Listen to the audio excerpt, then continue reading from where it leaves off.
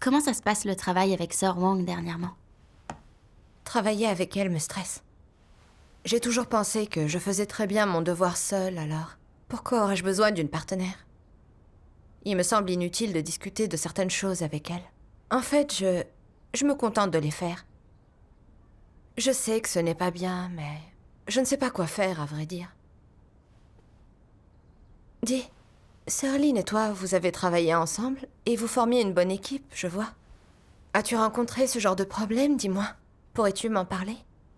Eh bien, en fait, quand la dirigeante a chargé Sir Lin d'abreuver une église de nouveaux venus avec moi, cela ne m'a pas plu.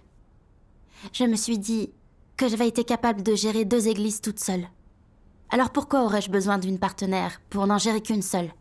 Je ne voyais pas pourquoi.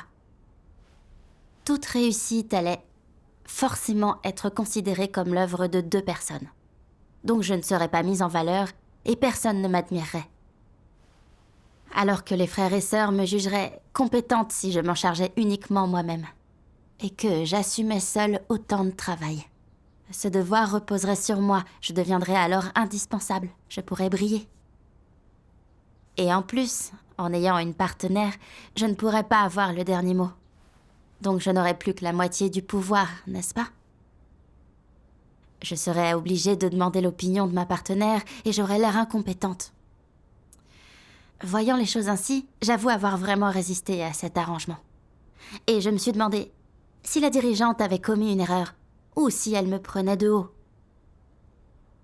Je savais que toutes les autres églises avaient 2 responsables, c'est vrai, oui. Mais je me disais que j'étais particulièrement compétente, que j'étais à part. C'est exactement ce que je ressens. Comment s'est passée votre collaboration ensuite? Eh bien, j'ai vraiment mis Sir Lin à l'écart, je dois dire. Je ne lui parlais même pas de nombreuses tâches que j'accomplissais. Un jour, il a fallu fusionner 2 groupes, car certains de nos membres étaient partis. Je me suis dit que je pouvais me charger seule d'un travail aussi simple. J'avais déjà géré ce genre de choses, et il était inutile d'en discuter. J'ai donc réuni ces 2 groupes toute seule. Quand Sir Lin s'est renseignée, je lui ai dit avec assurance que je m'en étais occupée. Une fois, une dirigeante nous a demandé de voir quels nouveaux pouvaient être cultivés pour partager l'Évangile. J'ai aussitôt formé un groupe de candidats qui me semblait prometteur. Mais quand ces candidats apprenaient les principes de leurs tâches, j'en ai remarqué un qui était accaparé par son travail.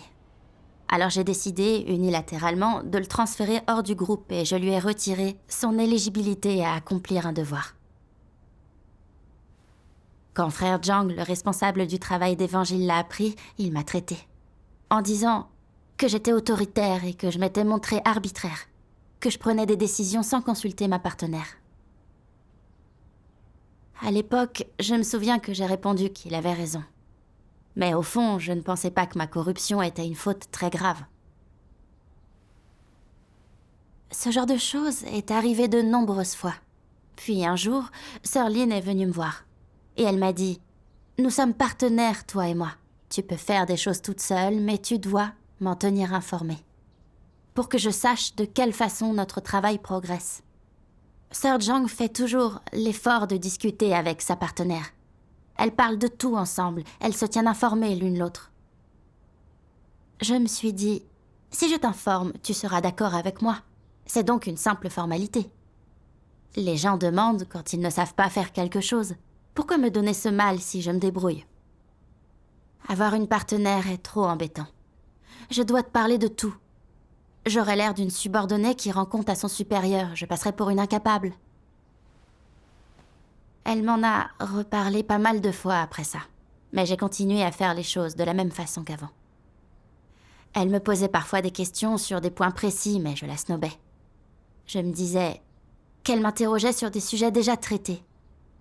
Et donc, je l'ignorais. Lors de nos discussions de travail, je l'entendais soupirer sans relâche. Et je me demandais si elle trouvait que je la limitais. Je me sentais un peu coupable. Mais alors je me disais que je lui avais rien fait. Donc, je ne prenais pas ça au sérieux. Puis un jour, elle m'a demandé « Tu pourrais gérer cette église toute seule? C'est ce que tu penses, n'est-ce pas ?» À ce moment-là, je n'ai pas compris pourquoi elle me posait cette question. Et je me suis demandé si elle allait être transférée ailleurs. J'ai pensé que ce serait formidable, que je n'aurais ainsi plus à tout lui signaler et que je pourrais tout diriger. J'ai répondu « oui, c'est vrai ». Elle n'a rien dit, pas un seul mot. Plus tard, j'ai appris qu'elle se sentait contrainte à cause de moi, qu'elle ne pouvait rien faire et qu'elle voulait démissionner. J'ai juste reconnu que je n'avais pas une bonne attitude envers elle, mais je n'ai pas réfléchi plus que ça. Comment est-ce que tu as admis que tu avais un problème alors? La dirigeante a demandé à Sir Lynn de se concentrer sur un autre projet, de sorte que j'ai assumé davantage de travail de l'église. En secret, j'avoue que j'étais ravie. Je me disais que j'allais enfin pouvoir afficher mes compétences et aussi avoir le dernier mot. Mais en fait, les choses ne se sont pas du tout passées comme ça. Mon devoir est évidemment devenu bien plus difficile. Et quand des frères et sœurs rencontraient un problème dans leur devoir, je n'arrivais pas à en voir l'essence, donc je ne pouvais pas le résoudre à la racine. Au bout d'un moment, de plus en plus de nouveaux venus ont cessé de se réunir régulièrement. Et la dirigeante m'a dit que mon travail produisait les pires résultats. Sir Lynn a aussi souligné mes problèmes, disant que je faisais cavalier seul, que je ne consultais pas les autres, et que je ne cherchais pas la vérité dans les choses. J'étais vraiment rigide à l'époque. Je m'en fichais et ne me remettais pas en question. Après ça, mon état n'a fait qu'empirer. J'étais très désorientée. Un jour, la dirigeante a voulu qu'on discute de mon état. Elle a organisé une réunion avec une sœur. J'avais entendu dire que le travail de cette dernière donnait de mauvais résultats. J'ai donc cru que la dirigeante pensait que j'étais tout simplement comme cette sœur. À ce moment-là, j'ai eu un peu peur. Mon problème était-il vraiment si grave? Allait-on me retirer mon devoir? Je me suis souvenue quand j'avais géré 2 églises à la fois avant. Et tout s'était bien passé à l'époque. Mais maintenant, avec une seule église à charge, en faisant un travail que je connaissais bien et que j'avais déjà fait, pourquoi n'avais-je pas de bons résultats? Quelque chose clochait chez moi. Je suis venue devant Dieu en prière, en lui demandant de m'aider à réfléchir à mon problème et à le comprendre. Et un jour, j'ai lu ce passage des paroles de Dieu. Lorsque 2 personnes sont responsables, et que l'une d'entre elles possède l'essence d'un antéchrist, qu'est-ce qui se manifeste chez elle? Peu importe de quoi il s'agit, elle et elle seule agit, pose les questions, règle les choses, apporte une solution. Et la plupart du temps, elle garde son coéquipier totalement dans l'ombre. Que représente cette personne à ses yeux? Pas son adjoint, mais simplement une façade. Aux yeux de l'antéchrist, il n'est simplement pas son coéquipier. À chaque fois qu'il y a un problème, l'antéchrist y réfléchit dans sa tête. Il rumine seul. Et il informe ensuite les autres de la ligne de conduite à suivre. Et évidemment, personne n'a le droit de contester. Quelle est l'essence de sa coopération avec les autres? Le fait est que c'est lui qui prend toutes les décisions. Il ne consulte pas les autres. Il agit tout seul. Il parle tout seul. Il résout tous les problèmes et assume le travail de façon solitaire.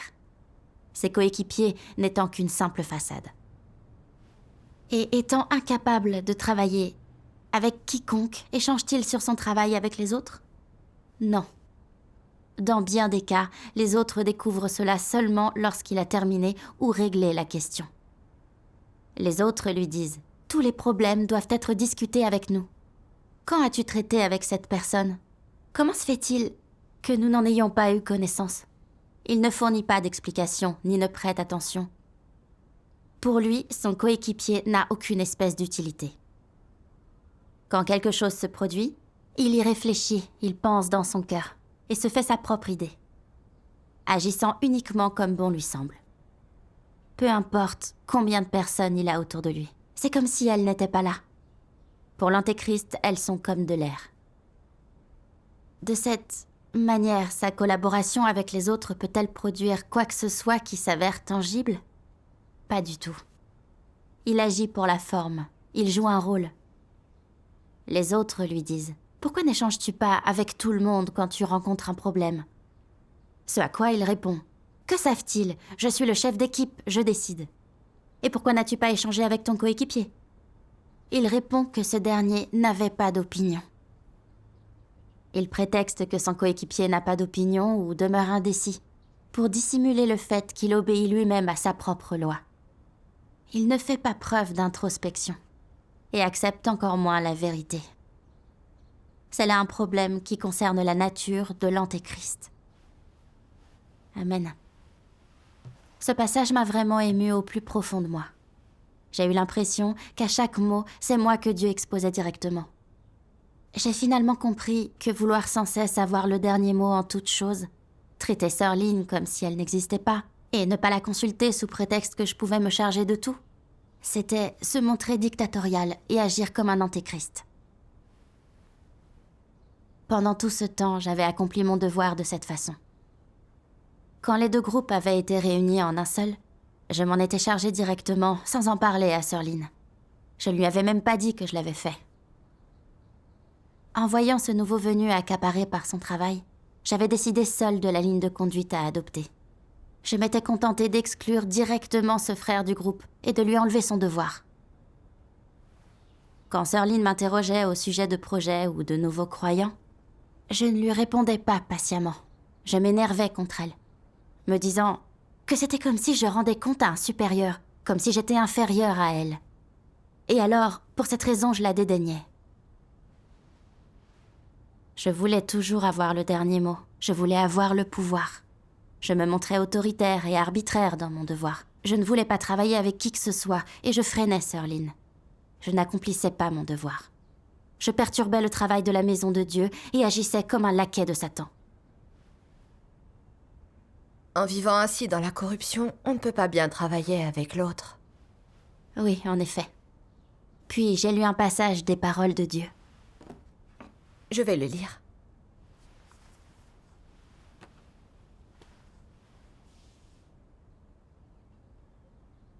Certains antéchrists disent « Lorsque je rencontre un problème, j'aime prendre les décisions seule.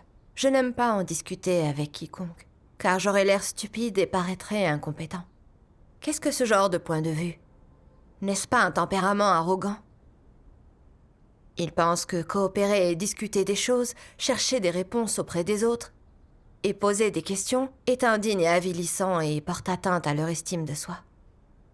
Et donc, afin de préserver leur estime, ils ne s'autorisent pas la transparence dans aucun de leurs agissements, ni n'en informent les autres, et encore moins en parlent-ils avec autrui. Ils pensent que discuter avec les autres, c'est se montrer incompétent. Que solliciter en permanence l'opinion veut dire qu'ils sont stupides et incapables de penser seuls. Que travailler avec les autres pour accomplir une tâche, ou par exemple régler un problème, fait d'eux des personnes qui ont l'air inutiles. N'est-ce pas là le point de vue ridicule qu'ils ont dans le cœur? S'agit-il là de leur tempérament corrompu? Quand leur esprit est dominé par ce tempérament, ils sont incapables de bien travailler avec les autres. Est-il question d'arrogance et d'autosuffisance? Oui, ça l'est. Toujours penser qu'ils ont raison, qu'ils devraient diriger et prendre des décisions. Est-ce vraiment là leur mentalité? Oui, ça l'est. D'un côté, c'est leur mentalité corrompue et leur motivation. Mais surtout, c'est leur tempérament corrompu.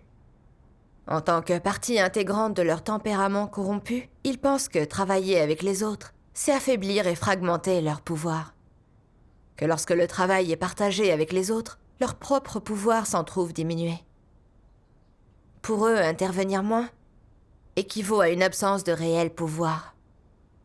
Ce qu'ils ressentent comme une perte terrible.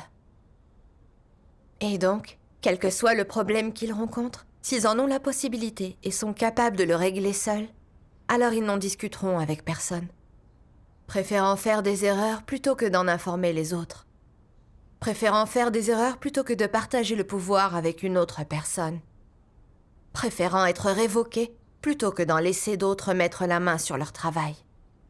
C'est cela un antéchrist. Ils préfèrent nuire aux intérêts de la maison de Dieu, parier sur les intérêts de la maison de Dieu, plutôt que de partager leur pouvoir avec quiconque. Ils pensent que lorsqu'ils réalisent un ouvrage ou gèrent une affaire, tant qu'ils comprennent la vérité et sont capables de le faire eux-mêmes, ils n'ont pas besoin de collaborer, ni de chercher des principes.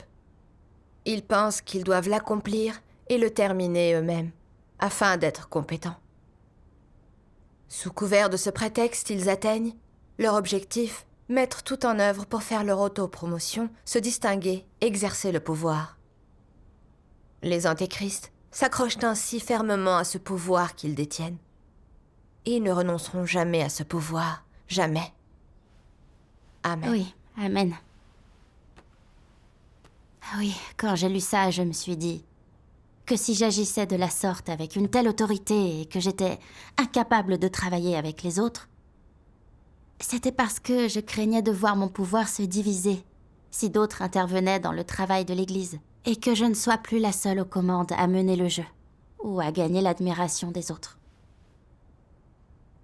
Quand j'avais travaillé avec Sœur Lynn, comme j'avais déjà été responsable d'église de nouveaux venus, je m'étais dit que j'avais de l'expérience, que j'étais douée pour ça et compétente. J'en avais tiré parti et j'étais devenue très arrogante, me disant que j'étais à part et que je méritais un échelon plus élevé. Sœur Lynn voulait que je l'informe avant de décider ou de faire quelque chose. Mais je croyais que discuter avec elle me ferait paraître incompétente. Donc j'agissais seule. Parfois, je me demandais si je devais la consulter. Mais pour pouvoir m'afficher et gagner l'admiration des autres, je prétextais qu'elle n'avait aucune opinion à partager et qu'elle se contenterait d'être d'accord avec moi de toute façon. L'Église s'était arrangée pour que nous fassions le travail d'église toutes les deux, ensemble. Sœur Lynn avait le droit de participer à toutes les tâches, d'en connaître les détails et les progrès. Mais je l'écartais constamment pour faire les choses toute seule, la privant ainsi de son droit de savoir ce qui se passait et aussi d'intervenir, faisant d'elle un prête-nom. Je gardais l'ensemble du travail et des décisions sous mon contrôle sans la laisser participer. N'étais-je pas devenue un antéchrist qui bâtit son propre empire ? Si. J'ai pensé à la dictature du grand dragon rouge et à son contrôle insatiable, qu'il faut accepter sans poser de questions. Et moi, je voulais être responsable de tout ce que je faisais en dominant les autres et en étant incapable de discuter avec eux. J'étais dictatoriale au sein de l'Église et j'avais les pleins pouvoirs. Alors, dans ce cas, en quoi étais-je différente du grand dragon rouge ? Tu as raison. Plus j'y ai réfléchi, plus j'ai vu que mon refus de coopérer avec les autres constituait un véritable problème. Et j'ai eu assez peur. Seul Christ et la vérité détiennent le pouvoir au sein de l'Église. Nous devons toujours chercher la vérité et faire les choses conformément aux principes. Or, je voulais toujours avoir le dernier mot dans l'Église que je prenais en charge et dirigeais. Ne voulais-je pas simplement être le roi de la montagne ? Je ne pratiquais pas la vérité ni protégeais les intérêts de la maison de Dieu, et pensais seulement à la satisfaction de mes désirs personnels. Le travail d'église que je dirigeais ne faisait aucun progrès, et c'est moi qui constituais un obstacle à tout point de vue. Dieu m'avait exaltée à faire ce devoir, en espérant que je poursuivrais vraiment la vérité, que je travaillerais avec les frères et sœurs et que j'abreuverais les nouveaux, pour qu'ils puissent s'engager sur la vraie voie de la vérité. Or, j'avais pris ça comme une occasion de m'afficher, d'exercer mon pouvoir, et d'amener les autres à m'admirer. J'étais toujours impérieuse, j'affichais mes compétences. Cela faisait obstacle au travail de la maison de Dieu, et nuisait aussi aux frères et sœurs. Et de plus, cela nuisait à ma propre vie. Grâce à ton échange, je comprends qu'être peu coopérative et incapable de discuter des problèmes, c'est être autoritaire, et c'est un chemin d'antéchrist. Je n'avais jamais compris à quel point ce problème était grave. Et comment l'as-tu abordé ensuite ? J'ai vu une vidéo de lecture des paroles de Dieu qui a transformé mon point de vue erroné. Regardons-la. D'accord. Dieu Tout-Puissant dit « Une coopération harmonieuse nécessite que les autres puissent avoir leur mot à dire et formuler des suggestions alternatives. Et cela signifie apprendre à accepter l'aide et les conseils des autres. Parfois, les gens ne disent rien et il faut solliciter leur point de vue. Quels que soient les problèmes que vous rencontrez, vous devez chercher les principes de la vérité et essayer de parvenir à un consensus. Agir de cette façon engendrera une coopération harmonieuse. En tant que dirigeant ou ouvrier, si tu t'estimes toujours au-dessus des autres et te divertis dans ton devoir comme un fonctionnaire, convoitant toujours les atouts de ton poste, élaborant toujours tes propres plans, gérant toujours tes propres affaires, visant toujours la réussite et la promotion, alors tu auras des problèmes. Agir de cette manière comme un fonctionnaire est extrêmement risqué. Si c'est ainsi que tu agis toujours, si tu ne veux coopérer avec personne et que tu ne veux pas déléguer ton autorité, voir tes idées reprises par d'autres, ni te faire voler la vedette, si tu veux uniquement avoir tout pour toi seul, alors tu es un antéchrist.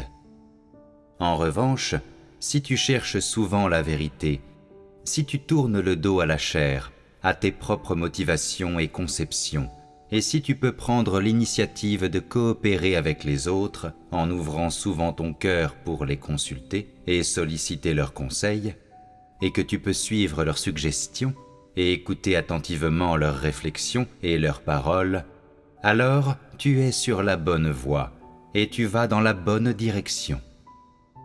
Descends de ton piédestal et fais abstraction de ton titre. Ne fais pas attention à ces choses-là, traite-les comme des choses sans importance et ne les considère pas comme une marque de statut, comme des lauriers.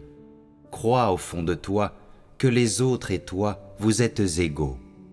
Apprends à te placer sur un pied d'égalité avec les autres et sois même capable de t'abaisser à demander aux autres leur avis.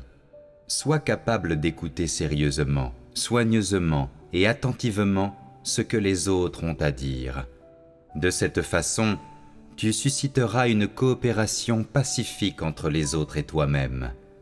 À quoi sert donc une coopération pacifique ? Elle remplit effectivement une fonction très utile. Tu obtiendras des choses que tu n'as jamais eues auparavant, de nouvelles choses, des choses d'un domaine plus élevé. Tu découvriras les qualités des autres et apprendras de leurs points forts. Et il y a aussi autre chose, les aspects de tes idées qui te font considérer que les autres sont bêtes, stupides, insensés et te sont inférieurs. Lorsque tu écoutes leurs suggestions, ou lorsqu'ils ouvrent leur cœur pour te parler, tu te rends compte malgré toi que personne n'est simple, que chacun, qui qu'il soit, peut avoir quelques idées intéressantes. Et de cette manière, tu cesseras d'être un je sais tout. Tu ne te considéreras plus comme plus intelligent et meilleur que tout le monde. Cela t'empêche de te croire intelligent et de te sentir supérieur. Cela t'empêche de vivre toujours dans un état narcissique d'auto-admiration. Cela te sert à te protéger, n'est-ce pas ? Tels sont le résultat et l'intérêt de travailler avec d'autres. Amen. Amen. Dieu soit loué. Après cette vidéo, j'ai compris que je refusais de coopérer avec Sir Lin et que j'avais peur que mon pouvoir se trouve divisé. Parce que je ne considérais pas ce devoir donné par Dieu comme sa commission, ni comme ma mission, mais comme un poste officiel, comme s'il s'agissait de mon statut et de ma couronne. Je refusais de coopérer avec les autres, et je me montrais sans cesse arrogante. Je voulais à tout prix sortir du lot par moi-même. C'était vraiment le mauvais chemin. Oui. Cette période a révélé que ma compréhension de la vérité et mon approche des problèmes étaient superficielles. Je n'avais pas une vision globale de notre travail. Je ne faisais pratiquement aucun travail pratique. J'avais du mal à aider les frères et sœurs à résoudre leurs problèmes d'entrée dans la vie. Et il y avait de nombreuses tâches que j'étais incapable de mener à bien seule. J'avais besoin d'une personne avec qui travailler et discuter des décisions, pour que j'apprenne de ses qualités afin de suppléer à mes défauts. Et j'ai pensé à Dieu incarné qui exprime tant de vérité pour le statut de l'humanité, mais qui ne s'est jamais mis lui-même dans la position de Dieu. Il écoute les suggestions des gens dans bien des domaines. Il n'a pas la moindre arrogance ni la moindre suffisance. Il ne s'affiche jamais. Il exprime calmement des vérités pour abreuver et nourrir l'humanité. J'ai vu à quel point l'essence de Dieu était adorable et belle. Amen. Mais j'étais complètement corrompue par Satan, pleine de tempérament satanique et sans comprendre la vérité. J'étais incapable de comprendre bien des choses. Mais je restais hautaine et je croyais que j'étais une personne à part, que je pouvais me charger seule de toutes sortes de tâches, sans partenaire et sans tenir compte de quiconque. J'ai compris que j'étais vraiment arrogante. Oui. En fait, discuter des problèmes et échanger davantage dans son devoir est raisonnable, c'est même très sage. Ce n'est pas étaler son incompétence, mais c'est gagner, grâce aux autres, des choses que l'on ne peut voir ou comprendre si on est tout seul. Et éviter de prendre un mauvais chemin à cause de notre vanité. C'est la seule façon de bien accomplir notre devoir. Dieu soit loué. Maintenant, je comprends mieux sa volonté. Discuter avec les autres, se montrer coopératif, est la seule façon de pouvoir bien faire un devoir et de plaire à Dieu. C'est vrai. Plus tard, j'ai lu cet autre passage.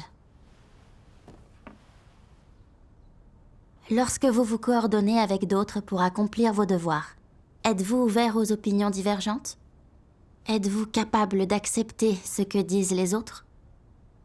Croyez-vous qu'il existe quelqu'un de parfait? Aussi fort, capable ou talentueux que soient les êtres humains, ils ne sont pas parfaits. Il faut résolument l'admettre. C'est un fait indéniable. Le reconnaître est aussi l'attitude la plus juste de quiconque considère correctement ses points forts, ses avantages ou ses défauts. Voilà la rationalité à avoir. Avec une telle rationalité, tu peux composer correctement avec tes points forts et tes points faibles, tout comme avec ceux des autres, et cela te permettra alors de travailler harmonieusement à leur côté. Si, fort de cet aspect de la vérité, tu parviens à en pénétrer la réalité, tu vivras en harmonie avec les autres, puisant dans leurs points forts pour compenser tes points faibles. De cette manière, quel que soit le devoir ou la tâche que tu dois accomplir, tu les feras de mieux en mieux et tu auras la bénédiction de Dieu. Amen. Amen. C'est vrai. Être important et compétent ne peut rendre quelqu'un complet. Tout le monde a ses défauts et ses qualités qui doivent être abordés convenablement. Nous devons apprendre à écouter les suggestions et à nous soutenir mutuellement pour avoir la rationalité de bien coopérer avec les autres. Je n'avais accordé d'attention qu'à l'abreuvement des nouveaux croyants. Et Sœur Lynn s'était chargée du travail d'évangélisation. Si j'avais pris en charge tout ce travail uniquement toute seule, je n'aurais jamais pu m'en sortir ni bien le faire. Ma perspective était limitée à bien des égards dans la réalisation de mon devoir. J'étais vraiment imprudente. À chaque fois que la dirigeante s'informait sur mon travail, elle trouvait de nombreuses erreurs et des tâches mal réalisées. J'ai compris que j'avais vraiment besoin d'une partenaire pour ce devoir. Oui. Les capacités d'une seule personne sont vraiment limitées. Des partenaires peuvent compenser mutuellement leurs défauts. Nous avons tous des tempéraments arrogants et devons nous surveiller les uns les autres. C'est mieux pour la maison de Dieu et l'entrée dans la vie de chacun. C'est vrai. Je n'avais jamais compris ça avant. Et je ne me connaissais pas. J'étais arrogante, directive et incapable de travailler avec les autres. Cela retardait le travail de l'Église. Je me suis sentie incroyablement coupable. Alors j'ai prié Dieu en silence, car je ne voulais plus vivre dans la corruption. J'étais prête à bien travailler avec Sœur Lynn dans mon devoir. Amen. Après ça, en travaillant aux côtés de Sœur Lynn, j'ai vu qu'elle avait des tas de qualités. Elle était prévenante et cherchait les principes de la vérité face aux problèmes. Et elle échangeait de façon vraiment très minutieuse. Je n'étais pas dirigeante depuis très longtemps. Je n'avais qu'une idée vague de comment gérer le travail de l'Église. J'ai découvert que je manquais un peu de clarté quant aux détails du travail et aussi dans mes échanges. Je n'étais pas à sa hauteur dans ces domaines. Et elle donnait plus d'amour que moi quand elle abreuvait les nouveaux. Quand elle les aidait, elle échangeait encore et encore avec eux et assurait un vrai suivi. Quand je pensais qu'elle avait déjà fait du bon travail, elle disait qu'elle devait assurer davantage de suivi. J'ai songé à la façon dont je l'avais traitée, ainsi qu'à mon manque de coopération. Elle s'était parfois montrée négative, mais alors elle changeait vite d'attitude et faisait son devoir. Bien que je ne lui prête aucune attention, elle continuait à poser sans cesse des questions. Elle était aimante et très patiente. Elle assumait authentiquement ses responsabilités. Ses qualités me faisaient défaut. Je me suis sentie vraiment coupable quand j'ai compris cela. J'ai vu à quel point mon tempérament corrompu avait fait du mal à Sœur Lynn et nuit au travail de la maison de Dieu. Si je m'étais montrée soucieuse de coopérer avec elle dès le début de cette histoire et de prendre son avis en compte, les choses n'auraient pas tourné de la sorte. Remplie de regrets, je suis venue devant Dieu et lui ai adressé une prière. Ô Dieu, je peux voir ma corruption et mes défauts et je comprends maintenant ta volonté. Je vais coopérer avec Sœur Lynn et vivre une ressemblance humaine. Dieu soit loué. Comment as-tu mis ça en pratique après avoir compris ton problème?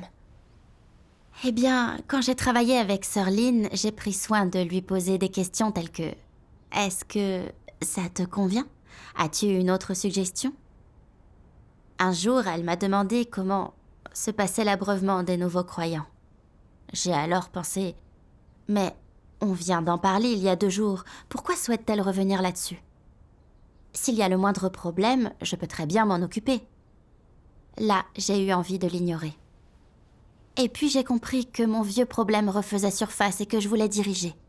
J'ai vite adressé une prière à Dieu, afin qu'il me guide pour que je n'agisse pas par corruption. Après ma prière, j'ai songé à toutes mes fautes commises au fil du temps. Comment j'avais été dictatoriale et autoritaire, voulant sans cesse agir seule et m'afficher. Tout cela était une expression de Satan. Je devais renoncer à moi-même et pratiquer les paroles de Dieu, et coopérer avec Sœur Lynn. Alors, j'ai commencé à partager sincèrement avec elle tout ce que je savais sur mon travail. Et elle a à son tour partagé ses réflexions avec moi. J'ai appris pas mal de choses grâce à l'échange dont elle me faisait part. Quelle merveilleuse façon de faire un devoir.